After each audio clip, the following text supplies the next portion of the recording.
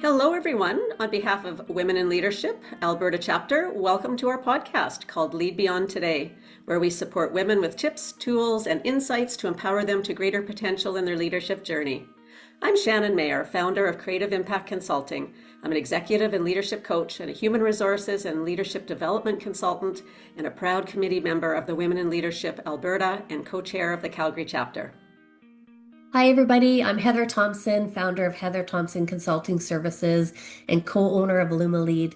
I'm also an executive and leadership coach as well as a systemic team coach. Today, we have a very special guest, one of my good friends, Marisa Wheeling-Cheslak, who's going to talk with us about burnout. So, Marisa is a city girl with a deep love for the outdoors, an introvert in people business and burnout survivor turned coach, facilitator, and speaker. Her work focuses on women leadership and well-being and is a living laboratory to explore what's possible when you lead from wholeness, not depletion. As the chief fire starter and founder of MWC Leadership, she partners with individuals and organizations to grow leaders who are well, courageous, and uncompromising in who they are. With over 20 years in leadership and people development, Marisa helps leaders to do more than learn new skills. She helps them build the inner capacity to sustain their growth. So welcome, Marisa. Thank you. I'm excited for this conversation and I appreciate you all having me on today. Yeah, we're Well, excited. oh, so exciting. It's a hot topic. When we start talking about burnout, we've Yeah. heard so much about it. It's in the news. I think we all question, am I in burnout? We all Right.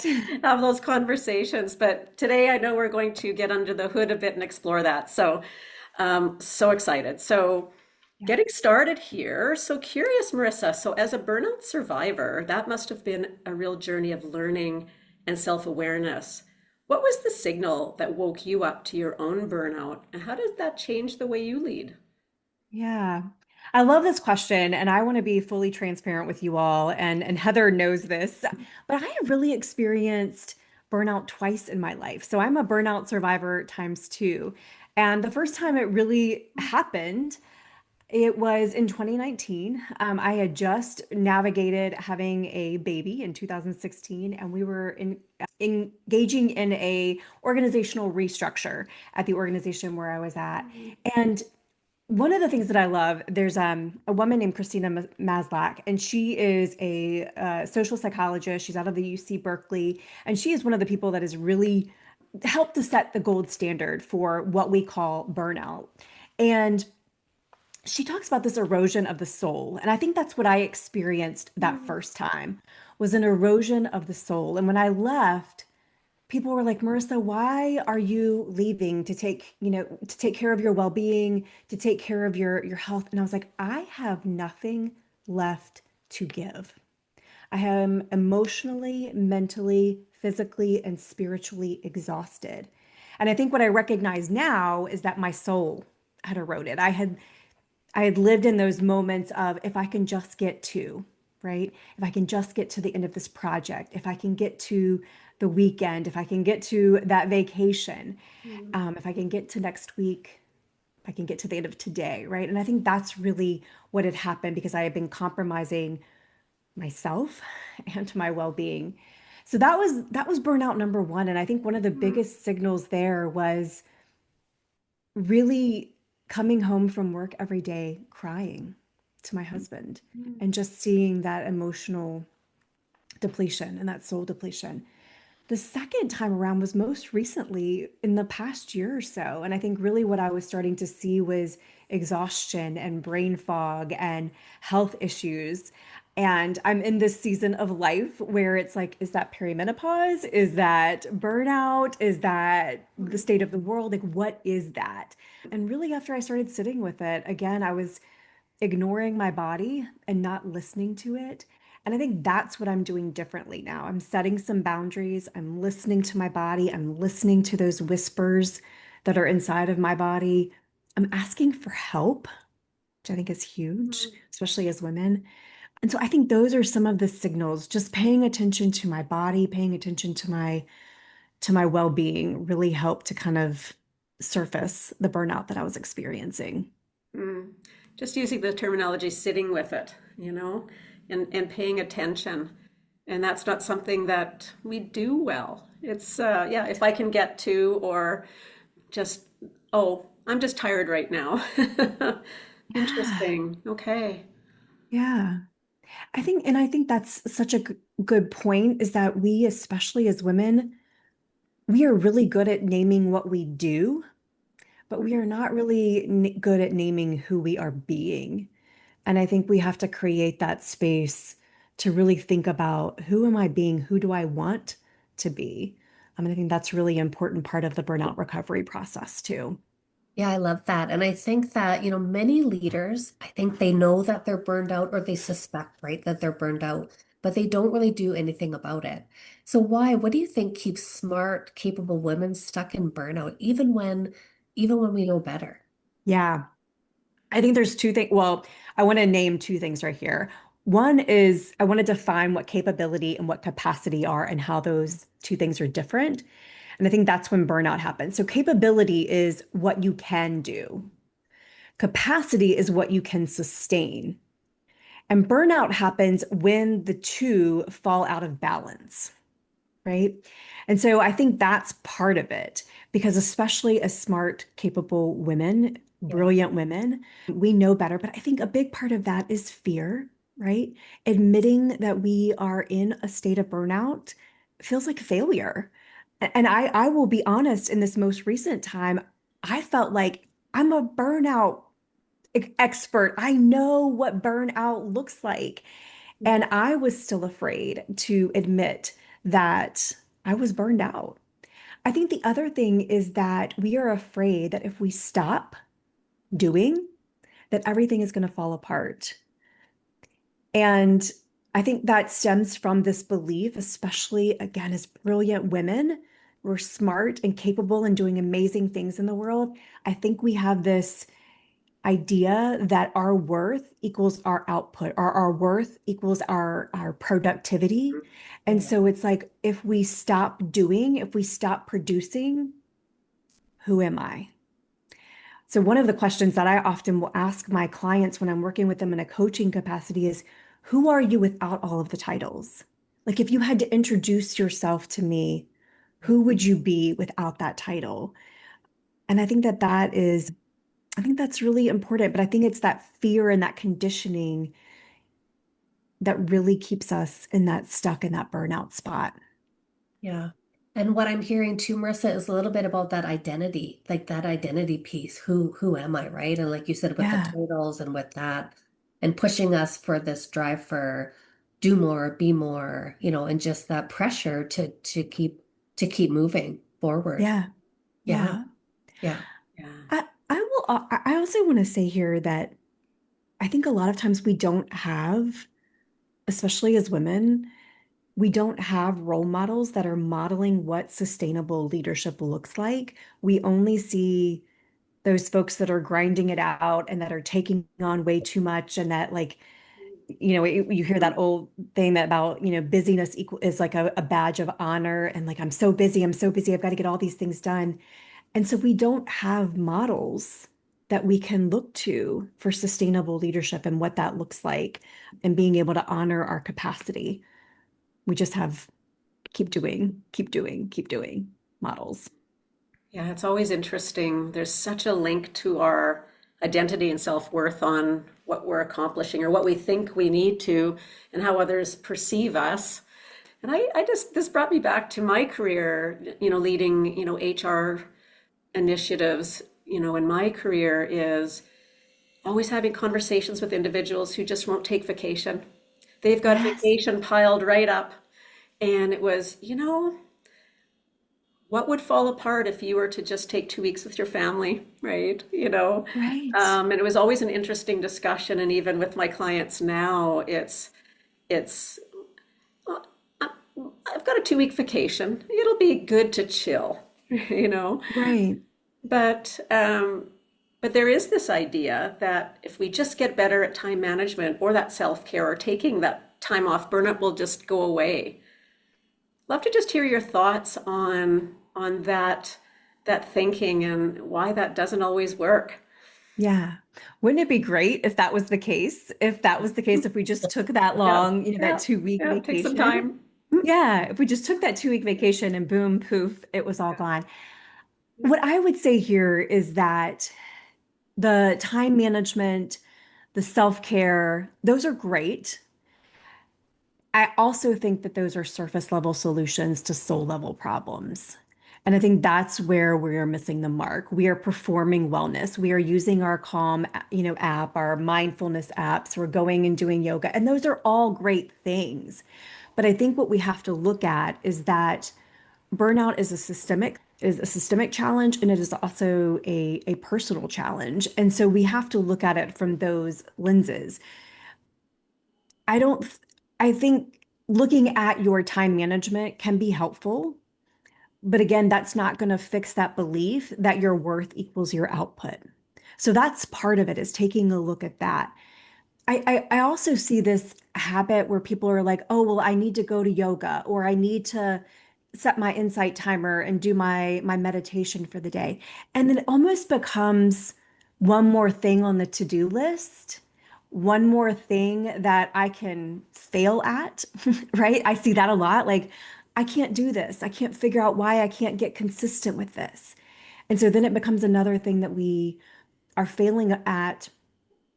Burnout is not something that you can have a productivity hack and hack your way out of it. I think it is looking at what is at the root cause of the burnout, whether that is systemic and or whether that is a personal thing. And so real change really looks like looking at what are the boundaries that you need to set. And so that's a lot of the conversations that I have with folks, is about like, what are those boundaries? What are the non-negotiables that you need to put into place so that you can create some sustainable practices? One of my non-negotiables is I take a daily walk. My husband knows that when I come downstairs, I am going for my walk.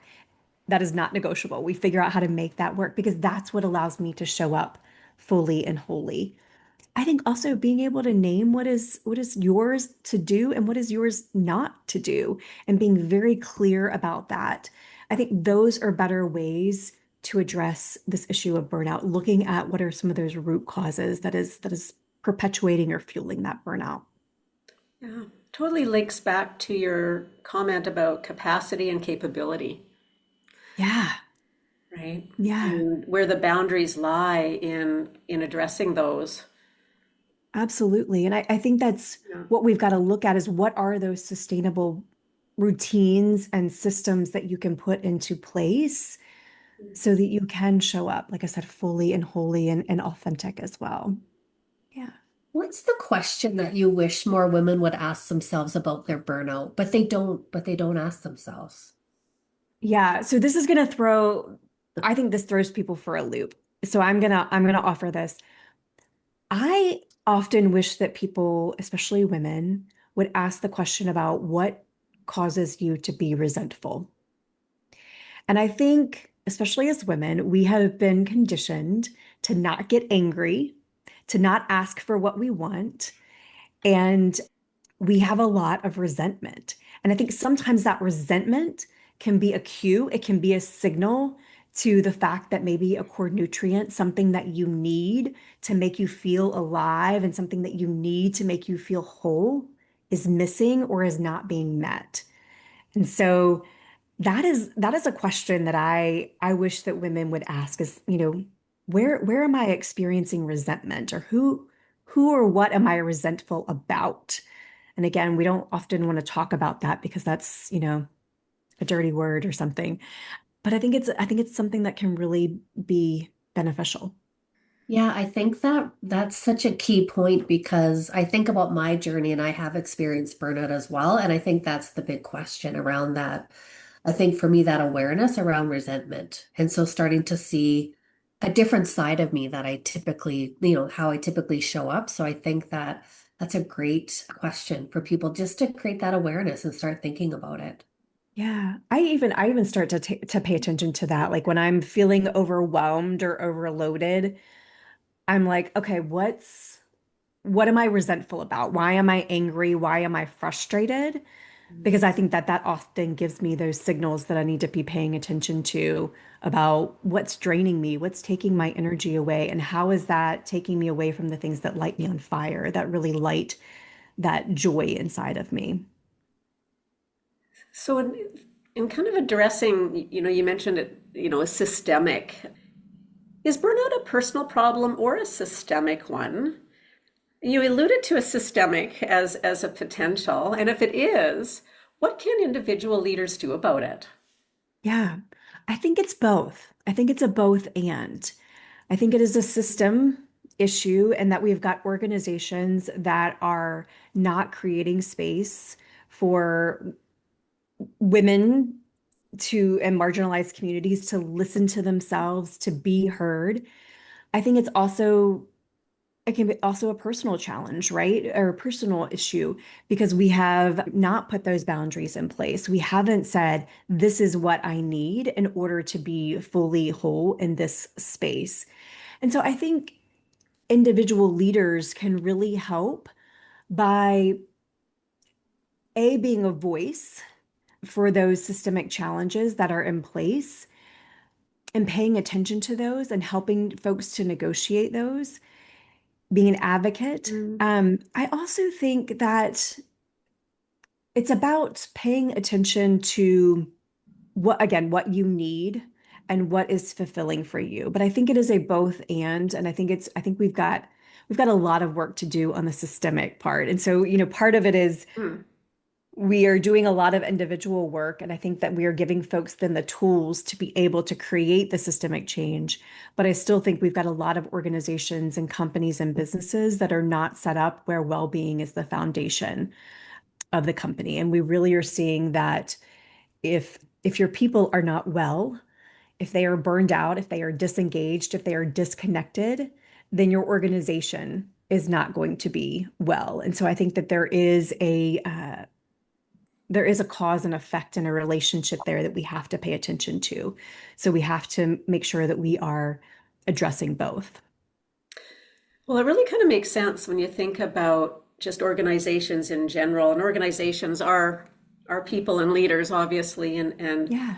and and it's like anything, it takes education, it takes awareness, it takes a lot of these things that we need to learn about so that we can navigate and manage them better.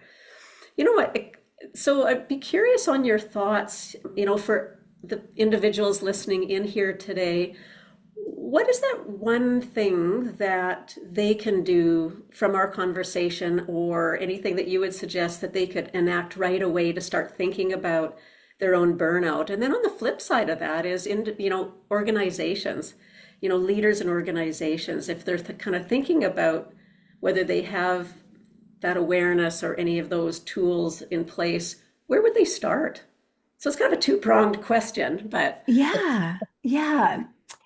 Where would individuals start? I think you have to kind of do an inventory and think about, like, am I well? And what does well mean for you?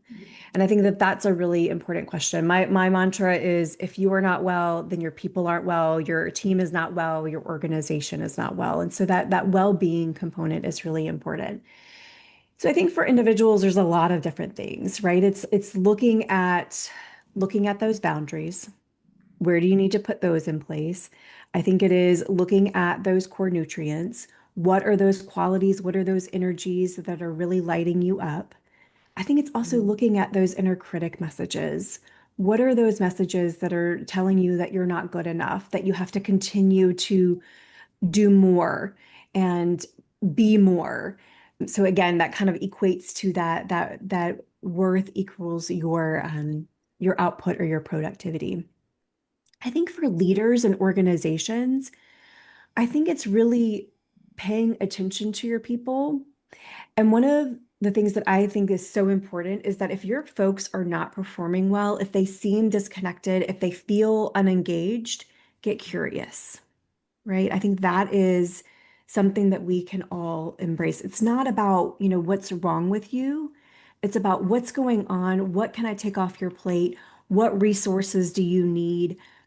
It's about, staying curious about how you can be supportive of that person. And I just had a thought that went through my head and it went right back out the door. Oh, I know what it was. So I think for organizations, burnout is what I call the canary in the coal mine. So back in the days when they were working in the coal mines, they would send these canary birds down to the coal mines. And if the birds stopped singing, then there was something inside of that environment that was causing them not to sing.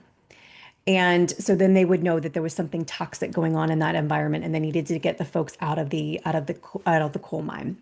I think the same thing is happening within our organizations. If people are coming into our organizations and they are well, and then they are leaving and they are burned out and they're distrustful and they're disconnected and they're disengaged, we're not asking what's wrong with the person. We need to ask what's wrong with the environment. And so, again, asking that question from a place of curiosity. And I love that I'm a word nerd. And so the root of curiosity comes from cura, which means to care. And I think that is so vital because as leaders, that is really what we are there to do is to care for our people, right? And love on our people. We are there to develop them. We are there to help them grow and become the humans and the leaders and the people that they are designed to be. That is our role as organizational leaders. So if you're sensing that in your culture, pay attention and ask questions from a place of genuine curiosity. And I think that can also apply for individuals as well. I love that canary in the coal mine analogy. Yeah. That is Yeah. that is so great. Like it really creates that visual image, I think, for people that are listening and thinking about, what is it like in the environment? How are we showing up? How are we supporting Mhm. people? Not, people not taking that time, like you said, to be curious and leaning in and exploring what's happening. And Yeah. and paying attention to like how what like I think individuals have to say, here's what I need, here's the Yeah. support that I need, here are the resources, but leaders also have to ask those pointed questions and help them to self-advocate as well.